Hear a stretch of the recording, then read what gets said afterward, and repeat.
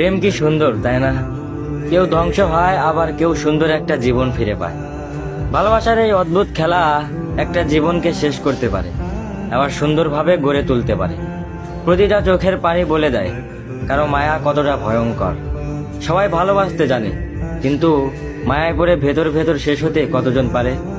কারো মায়া যে এতটা খারাপ, যদি মায়ায় না পড়তাম তাহলে বুঝতামই না। ভালোবাসার মানুষকে নিয়ে বেঁচে থাকার কথা ছিল, কিন্তু তার হয়ে ওঠেনি, বরং তার স্মৃতি নিয়ে বেঁচে থাকতে হচ্ছে। প্রতিটা রাত এমনভাবে কেটে যাচ্ছে যে মাঝরাতে তার কথা ভেবে দম বন্ধ হয়ে যায়। তাকে নিয়ে কল্পনার জগৎ সাজিয়ে তুলেছি, যদিও বাস্তবে তাকে পাওয়ার সম্ভাবনা 1%ও নেই। তবুও তাকে নিয়ে ভাবতে ভালো লাগে। ভালো লাগে তার স্মৃতি মনে করে উপন্যাস লিখতে, ভালো লাগে তার দেওয়া কথা মনে করে আফসোস করতে।